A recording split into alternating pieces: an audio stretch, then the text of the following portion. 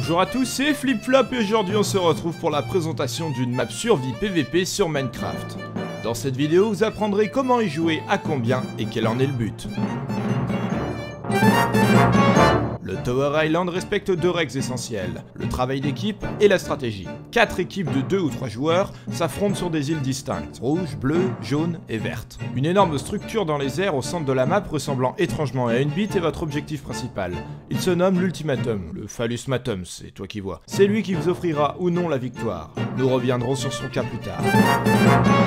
La première étape d'une équipe est de farmer sur son île pour se créer du stuff et pour se préparer aux étapes suivantes. Vous disposez de 3 jours Minecraft pour vous équiper et vous préparer, ce qui fait 1 heure de préparation. Pendant ce temps-là, vous ne pouvez pas construire de réseau pour aller au centre de la map, comme des ponts. Ou des ponts. Ou des ponts. Au bout de 60 minutes de préparation, la construction de ponts est autorisée pour accéder au centre de la map ou aux autres îles, selon votre stratégie. Vous vous confronterez donc à des difficultés évidentes pendant et après la construction de votre pont. Retenez que la difficulté des objectifs se fera ressentir par rapport à votre capacité à gérer votre stuff et votre rapidité. L'offrande est l'objectif numéro 1 car c'est celui-ci qui vous donnera accès à l'ultimatum. Le principe de l'offrande est de déposer un bloc de bedrock dans la zone correspondante à votre équipe. Cette action ouvrira la porte de votre couleur dans l'ultimatum, vous faisant accéder à la seconde étape. Notez également la présence d'une jolie petite table d'enchantement. Pour vous enchanter. Lorsque la porte de votre équipe est ouverte, un bouton s'y trouve à l'intérieur. Celui-ci engage l'activateur, faisant apparaître un bouton plus haut dans l'ultimatum et vous offrant la dernière étape pour une possible victoire.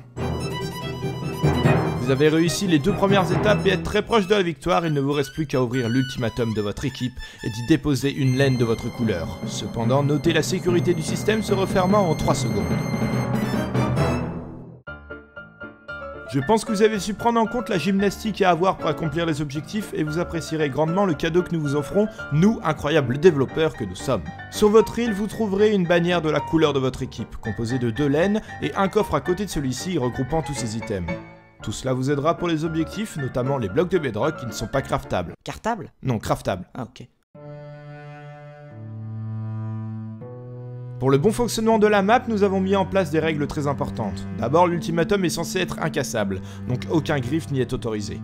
Ensuite, respectez bien tous les 3 premiers jours de préparation, et finalement, pensez à ce que chacun de vous dorme dans le lit présent dans le coffre. Si vous mourrez sans avoir dormi dedans, vous êtes éliminé. A contrario, des adversaires peuvent casser votre lit. Donc si vous êtes éliminé, ne retournez pas sur la map, c'est pas bien de tricher. Espèce de mauvais perdant! Vous avez pu constater la petite taille de votre île et donc insinuer le peu de ressources disponibles. En effet, elles sont limitées. Le diamant en est la plus rare. Vous trouverez aisément du charbon et du fer. Vous aurez également 3 arbres ainsi qu'une enclume à peu d'utilisation. Faites-en ce que bon vous semble. Ah oui, et de la neige. Beaucoup de neige. Partout. 2 œufs de cochon sont disponibles dans votre coffre ainsi que le spawn naturel des animaux. La nuit, les mobs prennent place et vont bien vous faire chier. La difficulté de la map est réglée sur normal. Tower Island a été conçu pour additionner survie et PVP en y ajoutant sa dose de stratégie, pour finir sur un système très fun et imposant une tension à partir du 4e jour. Si vous respectez les règles de ce jeu, vous pourrez passer des agréables moments que nous avons hâte de voir sur YouTube. En effet, toutes les 20 minutes, donc chaque cycle jour-nuit sur Minecraft, un affichage annonce la fin et le début d'un épisode, ceci permettant aux youtubeurs de synchroniser leurs vidéos et permettant aux spectateurs de voir les points de vue de différentes équipes à la façon de Fallen Kingdom.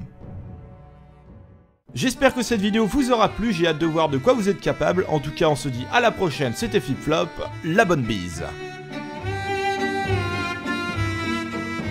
C'est vrai que ce truc ressemble vraiment à une bise.